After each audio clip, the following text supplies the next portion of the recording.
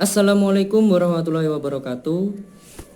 Kami dari kelompok 10 Sejarah Sastra yang beranggotakan Immatul Hasanah, Al-Fatih Rijal Pratama, Miftah Asrurika, dan Adrian Bayu Kristianto. Di sini kami akan memaparkan materi mengenai sastra periode 2000. Latar belakang lahirnya sastra periode 2000. Setelah wacana tentang lahirnya sastrawan angkatan reformasi muncul, namun tidak berhasil dikukuhkan karena tidak memiliki juru bicara. Korrie Layun Rampan pada tahun 2002 melempar wacana tentang lahirnya sastrawan angkatan 2000. Pada masa ini banyak sekali muncul pengarang wanita. Mereka umumnya menulis dengan ungkapan perasaan dan pikiran yang tajam dan bebas. Ada di antara mereka yang berani menampilkan nuansa-nuansa erotik, bahkan hal-hal yang seksual, yang justru lebih berani dibandingkan dengan sastrawan pada umumnya. Kesusastraan seperti dalam sebuah pentas terbuka dan luas. Para pemainnya boleh berbuat dan melakukan apa saja, namun ada suasana tertentu yang mematangkannya.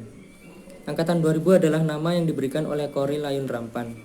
Ada sejumlah pengarang yang melahirkan wawasan estetik baru pada tahun 1990-an, dan tokoh-tokoh angkatan ini adalah Afrizal Malna dan Seno Gumira Adidharma. Karya-karya yang cenderung berani dan vulgar seperti novel karya Ayu Utami yaitu Saman. Gaya penulisan Ayu Utami yang terbuka bahkan vulgar membuat Ayu Utami lebih menonjol daripada pengarang-pengarang lainnya. Novel lain yang ditulisnya adalah Larung, yang merupakan lanjutan dari Saman. Sebagai pengimbang atas maraknya karya-karya yang vulgar dan novel-novel teen lit yang mengadopsi begitu saja moral pergaulan yang serba bebas, namun pada masa ini tidak hanya muncul karya yang bersifat vulgar, tetapi juga muncul karya-karya yang bernuansa religius seperti prosa liris karya Linus Suryadi yaitu Pengakuan Pariem.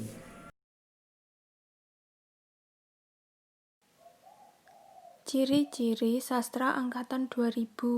Yang pertama, pilihan kata diambil dari bahasa sehari-hari yang disebut bahasa kerakyat jelataan. Yang kedua, mengandung revolusi tipografi atau tata wajah yang bebas aturan dan cenderung ke puisi konkret. Yang tiga, penggunaan estetika baru yang disebut antroforisme atau gaya bahasa yang berupa penggantian tokoh manusia sebagai aku, lirik dengan benda-benda. Yang keempat, penciptaan interaksi massal dan hal-hal yang bersifat individual. Yang kelima, komposisi dibangun dalam pengaturan partisipasi benda-benda, peristiwa, pertanyaan aku dilirik dalam perspeksi sejarah dan objektif. Yang keenam, puisi-puisi yang religius dengan kecenderungan menciptakan penggambaran yang lebih konkret melalui alam, rumput, atau daun-daun. Yang ketujuh, banyak puisi yang diciptakan tidak menggunakan sistem pembuatan bait. Yang kedelapan, menggunakan citraan alam benda. Yang kesembilan, materi yang digarap penyair tidak hanya tentang sosial kemasyarakatan, budaya, etnis, melainkan juga religi. Yang ke-10, sosial media digunakan sebagai sarana dalam berkarya. Karakteristik sastra periode 2000. Yang pertama yaitu tema sosial politik, romantik mewarnai karya sastra. Yang kedua, menggunakan kata-kata maupun frase yang bermakna konotatif. Yang ketiga, banyak menyindir keadaan sekitar, baik sosial budaya, politik, atau lingkungan. Yang keempat, revolusi tipografi atau tata wajah yang bebas aturan. Tidak ada aturan yang mendasar, dan kecenderungan ke puisi konkret yang disebut dengan antomorfisme. Yang kelima, penggunaan estetika baru. Yang keenam, mulai bermunculan fiksi-fiksi Islam. Yang ketujuh, banyak muncul karya populer yang mudah untuk dicerna dan dipahami pembacanya. Yang kedelapan, pilihan kata diambil dari bahasa sehari-hari yang disebut bahasa kerakyat jelataan. Yang kesembilan, sudah memasukkan filsafat dalam karya sastranya. Yang kesepuluh, karya sastra pada angkatan ini mulai berani memunculkan karya sastra yang cenderung berbau vulgar, yang mengadopsi begitu saja moral pergaulan bangsa.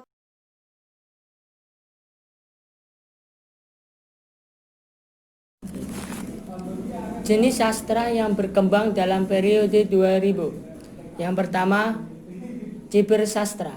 Ciber dapat diartikan maya. Sastra ciber atau cibersastra merupakan sastra yang lahir sebagai dampak perkembangan teknologi. Jika sastra sebelumnya menggunakan koran dan majalah sebagai mediumnya, sastra ciber medianya elektronik atau internet.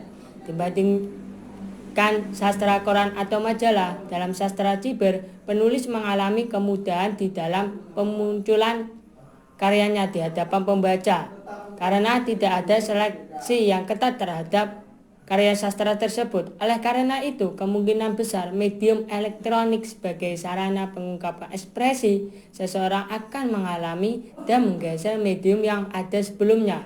Semua itu terjadi karena pesatnya perkembangan teknologi. Yang kedua, polemik sekitar sastra ciber. Dikatakan oleh Ahmadun Yosi Hervanda, redaktur koran Republika, dalam salah satu artikel yang dimuat dalam rubrika yang berjudul Puisi Ciber, Genre atau Tong Sampah. Dalam artikel tersebut, Ahmadun mengatakan bahwa sastra dituangkan melalui media ciber cenderung hanyalah sebagai tong sampah. Dikatakan demikian karena menurutnya sastra ciber merupakan karya-karya yang tidak seliar-liarnya sekalipun dituliskan, yang selama ini tidak mendapatkan tempat selayaknya di media sastra cetak, baik rubrik sastra koran, majalah sastra maupun antologi sastra. Yang keempat, sastra religi di Indonesia. Pada zaman awal sastra Islam di Nusantara ditandai dengan munculnya terjemahan dan saduran karya sastra Arab dan Persia ke dalam bahasa Melayu. Karya tersebut diterjemahkan dan disadur pada umumnya bertujuan untuk penyebaran agama. Karya terjemahan itu misalnya Hikayat Iskandar Zulkarnain. Muhammad mengungkapkan sastra religi di Indonesia dapat dikelompokkan atas dua, yakni sastra keagamaan yang menitik beratkan kehidupan keagamaan sebagai pemberi solusi dalam kehidupan, dan sastra religius yang menitik beratkan pada pertanyaan tentang sikap dan kehidupan keagamaan itu sendiri. Menurutnya, kedua golongan tersebut dapat dipecahkan ke dalam sub-sub sastra religi, yaitu sastra sufistik, sastra poetik, sastra suluk, sastra Islamik populer, literatur. Selanjutnya, yang keempat, sastra wangi. Kesusastraan modern tidak hanya menggambarkan kenyataan yang indah dan arif, tapi juga kenyataan yang najis dan bejat. Akibatnya, kesusastraan modern kerap dicap sebagai oposisi atau alternatif bagi kemapanan tradisi, nilai dan pandangan masyarakat maupun aliran kesusastraan tertentu. Sejarah aliran kesusastraan merupakan interaksi atau pertarungan antara pandangan kesusastraan dengan pandangan kemasyarakatan. Jadi, sastra tumbuhnya aliran realisme yang menginginkan sosok kenyataan yang apa adanya tak bisa lepas dari reaksi terhadap hegemoni aliran romantisme yang kita merekam kenyataan yang mutek dan molek dan tata krama agung kaum burjois. Munculnya sastra yang berbau seks ini menuai berbagai pro dan kontra, khususnya dari kalangan sastrawan. Saud Situmorang dan Wowok Setiawan lewat jurnal Bohemi, poetranya jelas menentang sastra yang berbau seks tersebut.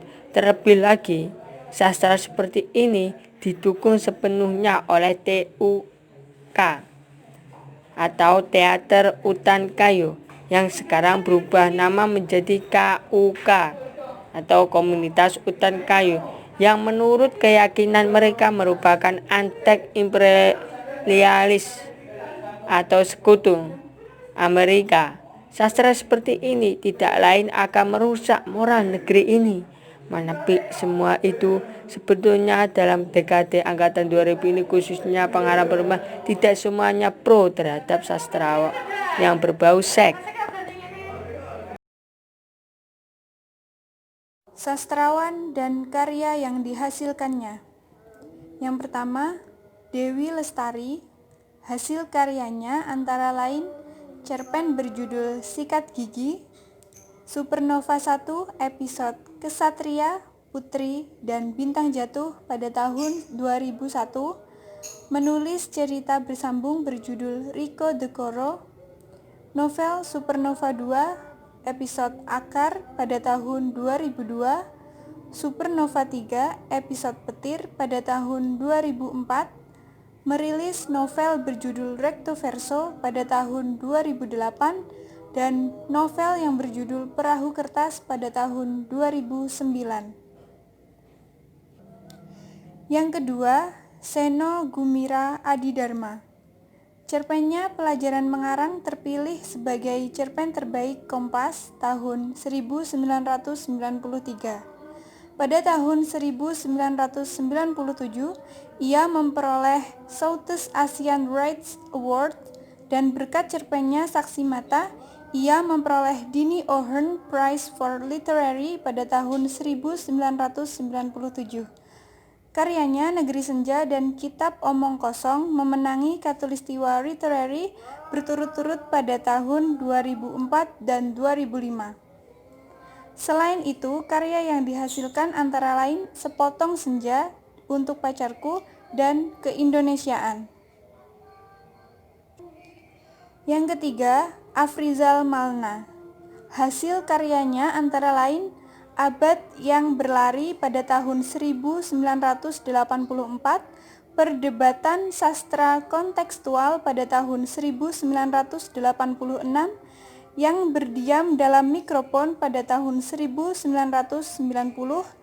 Arsitektur Hujan pada tahun 1995, Biography of Reading pada tahun 1995, Kalung Seorang Teman pada tahun 1998, dan Tangan di Pagi Hari.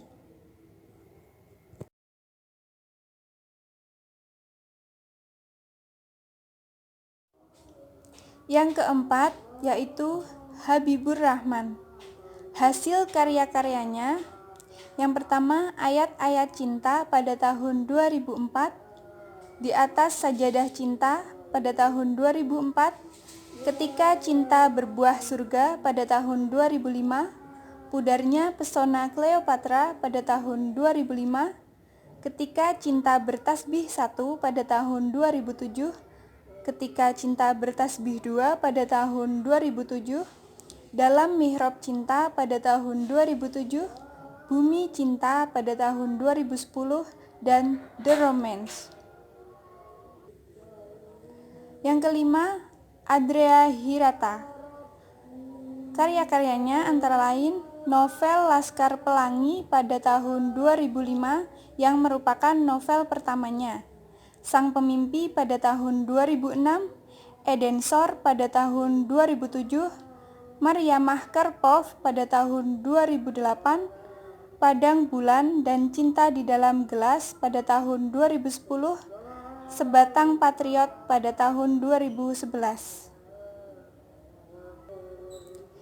Yang keenam yaitu Abdul Wahid B.S. Karya puisi yang dihasilkannya seperti puisi tasawuf cinta dalam sastra sufi dari puisi Jalan Menuju Hatimu. Karya yang dihasilkan diantaranya Ode Bagai Burung, Tahajud, dan Bulan Telah Menjadi Sabit, Rumah Cahaya pada tahun 1995, Izinkan Aku Mencintaimu pada tahun 2002, dan lain-lain. Yang ketujuh, Taufik Ismail. Karya yang dihasilkan yaitu puisi. Puisi yang dihasilkannya seperti Malu Aku Jadi Orang Indonesia, American Corruption Words, Aisyah Adinda Kita, politik sepak bola, dan lain-lain.